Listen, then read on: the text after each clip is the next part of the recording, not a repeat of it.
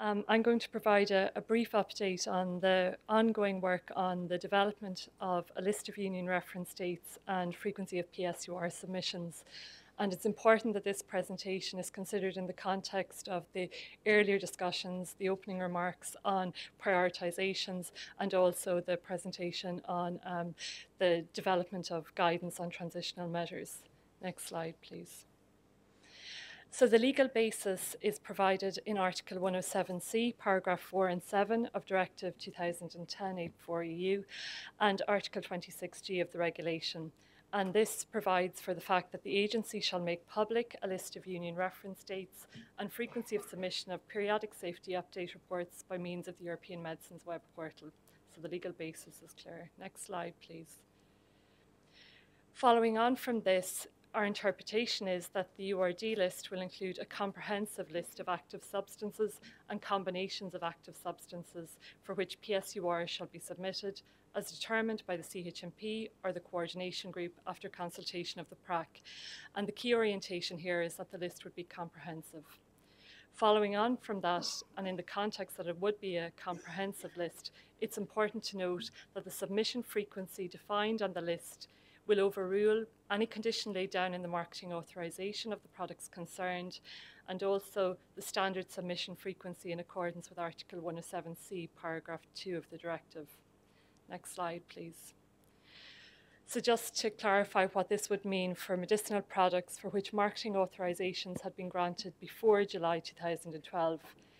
It would mean in the first instance that products would be submitted in accordance with the standard submission cycle defined in paragraph 2 of Article 107C, so every 6 months during the first 2 years, followed by once a year for the following 2 years and 3 yearly intervals thereafter, unless otherwise detailed, either as a condition of the marketing authorisation or on the list of union reference dates and frequency of submissions. So that's important to take into account the orientation on the previous slide, that the list of union reference dates, the frequency of submissions defined on that list would overrule that included as a condition of the MA or the standard submission cycle. PSURs, of course, also need to be submitted immediately upon request from a competent authority as stipulated in the legislation. Next slide, please. So just to graphically present what this would mean for an originator product, it's the 3 criteria I referred to. The first question is, does the marketing authorisation include a condition? If no, is the substance included on the URD list? If the answer is no, it follows the standard submission cycle. Again, bearing in mind that this is for originator products. If it does include the PSUR submission frequency as a condition of the MA, the next question is it included on the list? If it's included on the list, this overrules the condition in the MA, and the legislation foresees a variation to update the frequency for products authorised before July 2012, and that would happen within 6 months of the publication of the list by the European Medicines Agency. Next slide, please. The situation for generics, well-established use, homeopathic products and traditional herbal and medicinal products is somewhat different, because Article 107B, paragraph 3 of the directive, by way of derogation, provides an exemption for generics, well-established use, homeopathic products and traditional herbal medicinal products from submitting PSURs unless one of the following 3 scenarios apply. The marketing authorisation provides for the submission of PSURs as a condition. It's requested by a competent authority on the basis of the grounds defined in the legislation, or the active substance is included on the list of union reference dates and the requirement for submission of a PSUR according to the harmonised frequency is indicated on the list, and this would be in accordance with competent authority consultation. So the third scenario here really is the application of the list to operationalising the requirements provided for within the legislation. Next slide, please. In terms of the substances that would be included on the list, as I said, the list will aim to be comprehensive, and the work on its development is ongoing, but the substances could be drawn from the Vigilance Medicinal Product Dictionary, substances included on the work sharing list, the synchronisation list, and the list of centrally authorised products. And clearly, the list of union reference dates could be cross-referred and updated in line with the list generated through the implementation of Article 57B, and also the list of medicinal products that are subject to additional monitoring. Next slide, please. Ongoing work is taking place on the development of the list, and the frequency of submissions will be determined based on a risk-based approach. So the list has a number of objectives, and one of them is to allow prioritisation decisions, management of the submissions of PSURs throughout the EU, to allow best application of all available resources and to best protect public health. An EU network consultation on the development of the list is ongoing. As no routine PSURs for generics, well-established use, homeopathics or traditional herbal and medicinal products are foreseen, the list will aim to clearly indicate the situations where marketing authorisation holders of these products are required to submit PSURs. And the URD list will be agreed by the CHMP and the coordination group after PRAC consultation. The list will be dynamic with regular review and amendment, and it will need to be responsive to the emergence of relevant new information. Next slide, please. In terms of the presentation of the list, it clearly needs to be simple and user-friendly. It will include, as a minimum, the key elements provided for within the legislation: substance name, union reference date, frequency of submissions, data lock point, and the appointed rapporteur or lead member state. Next slide, please. So this graphic highlights the process for the adoption and maintenance of the list. So for a medicinal product which includes an active substance or combination of active substances included on the list, the legislation provides for a request from marketing authorisation holders to determine the union reference date or to change the frequency of PSUR submissions. This would be considered by the relevant committee. The PRAC would be consulted, and then the CHMP opinion or CMDH position would either accept or refuse the request, and the list would be amended accordingly. There's also another possibility for triggering of an amendment of the list related to the emergence of new safety information. And there's clearly interdependencies here between other pharmacovigilance activities, particularly signal detection. And the list should be responsive to the emergence of new information, which would be reviewed and considered by the PRAC, who would make recommendations to the CHMP or the coordination group as appropriate on the need to amend the list. As a result of either process, the list would be updated and published on the European Medicines web portal, and marketing authorisation holders would vary licences as appropriate. So this outlines the process. Clearly there needs to be a balance here, and Dagmar mentioned that this morning in terms of the Commission's consideration on the concept paper on the implementing measures, and this idea of balance would be important here in terms of the development of the list. Next slide, please. As required in Article 107C, paragraphs 4 and 7 of the directive for already authorised medicinal products, and clearly there were discussions this morning around the transitional measures, but provided for within the legislation is a requirement that marketing authorisation holders would submit a variation in order to update their MAs with the new frequency within 6 months after the adopted list is made publicly available by the agency. So that's for products which had already been authorised. However, Christelle already highlighted that according to the legislation, the frequency with which the periodic safety update reports are to be submitted shall be specified in the marketing authorisation for products that are authorised after July 2012.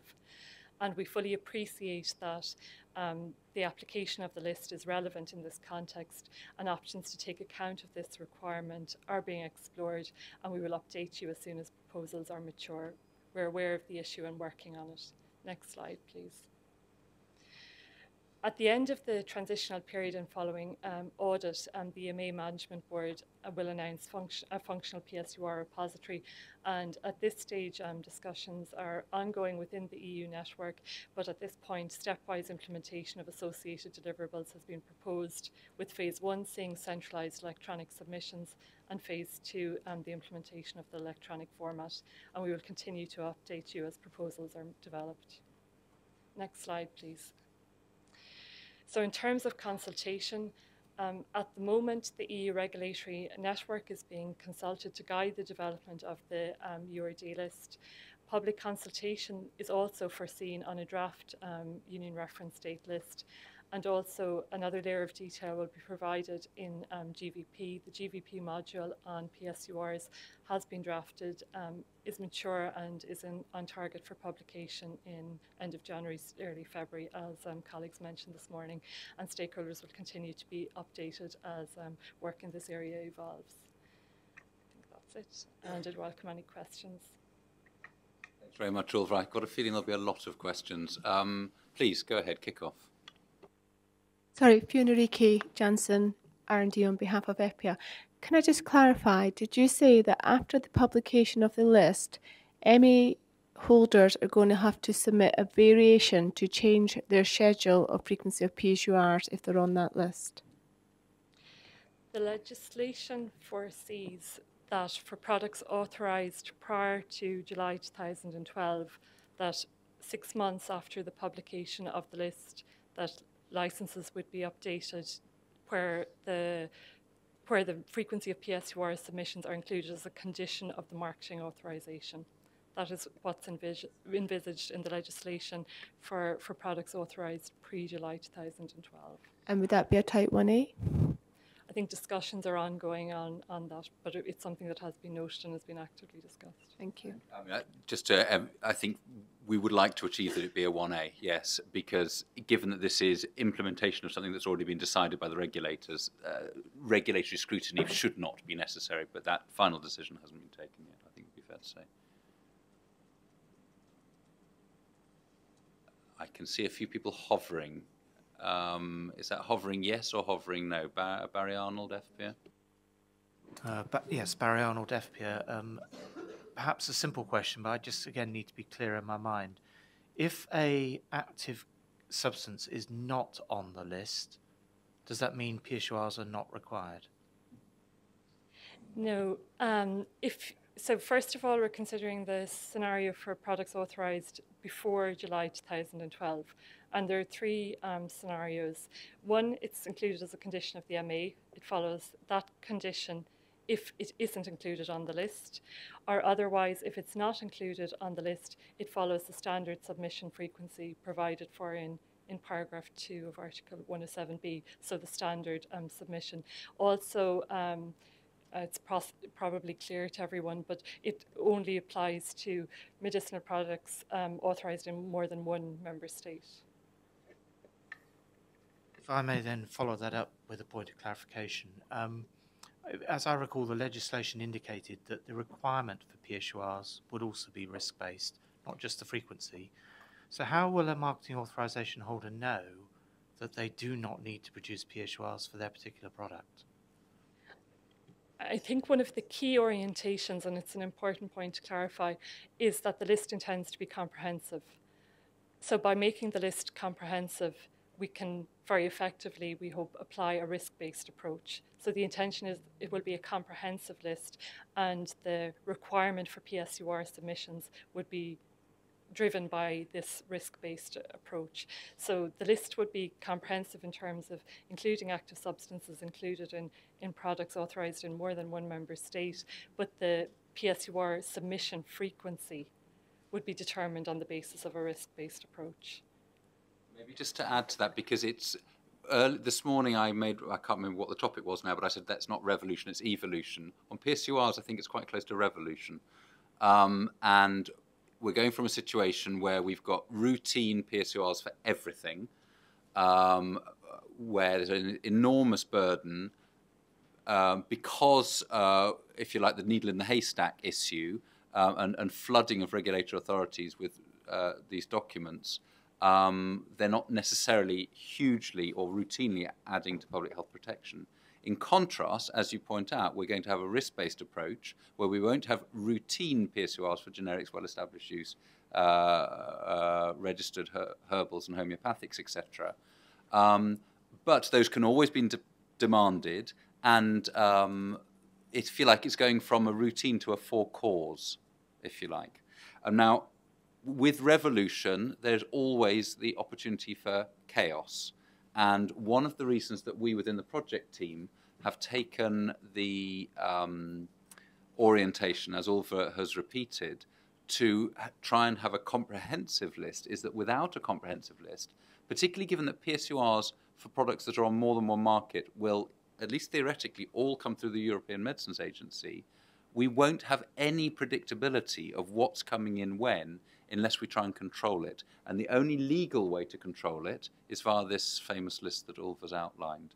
So that's it. So there are 4 different ways you can have a PSUR timing: on demand, routine periodicity, 6 monthly, yearly, in the marketing authorization or on the list. And the orientation is to use the list to try and put some risk proportionality on the one hand, but also order and predictability into the submission on the other.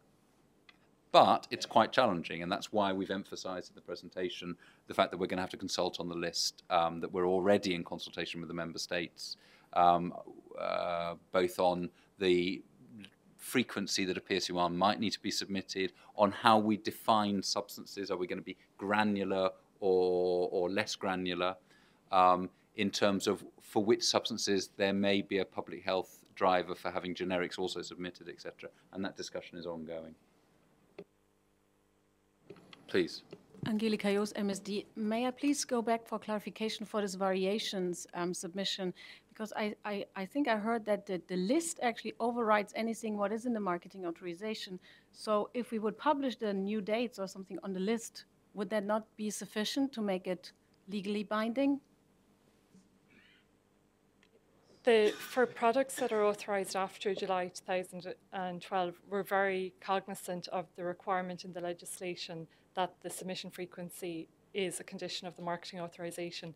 But we're also very conscious of the need to minimise administrative burden wherever possible. So it is an issue that's being actively explored within the project team, but also more broadly with regulatory and legal colleagues. So it's certainly something that we're very aware of, and hopefully we'll be able to update at a later date. But it's certainly a point that we have noted, and the aim will be to minimise administrative burden.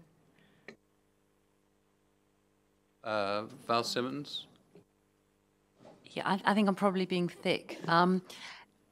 Just to go back actually to Barry's point, because I'm not sure I entirely understood, but and I'm not a generic company at all or represent one, but if, for example, I had an extremely ancient antibiotic in my portfolio that was licensed in 1836 or something like that, and was not on the list, do I assume that that is subject, because it obviously doesn't have frequency as part of its MA, do I assume that because it's not on the list, I just adhere to the previous periodicity in Article 107C?